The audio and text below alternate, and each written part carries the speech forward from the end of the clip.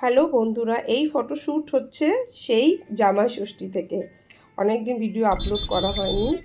তো এইখানে আমরা পরের দিন মাকে নিয়ে একটা জায়গায় বেড়াতে এলাম।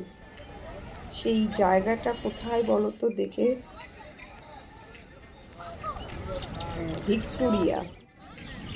ভিক্টোরিয়ার বাইরেটা যেমন ঘুরেছি, আমরা এবার একটু ভেতরটাও দেখবো। এসএসটি পড়াতে হচ্ছে ওকে এখন, তো হিস্ট্রি সম্বন্ধে তো ওকে অনেক কিছু বলতে হয়। এখানে এসে আমার বেশ কাজে লাগলো।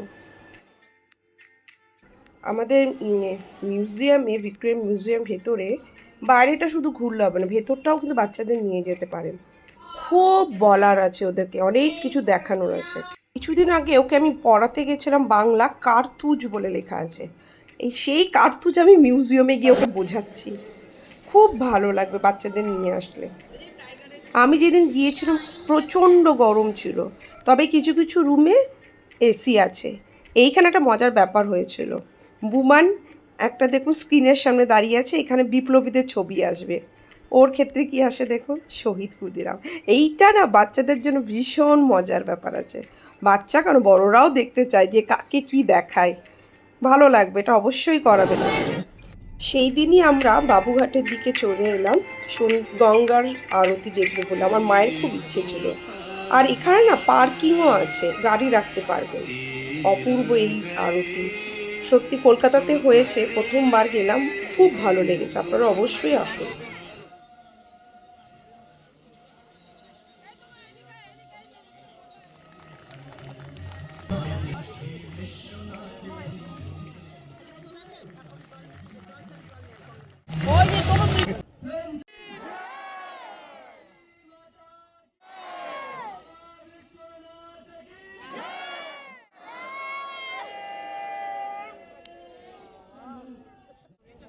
মা গঙ্গার মূর্তি।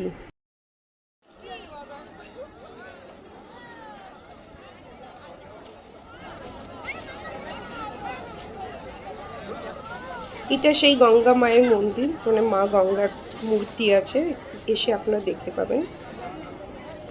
দিনই আমি এই ভিডিওটা বানিয়েছিলাম, অনেকেই দেখছেন, ভালো লাগলো। আজকে শেষ করছি, বাই।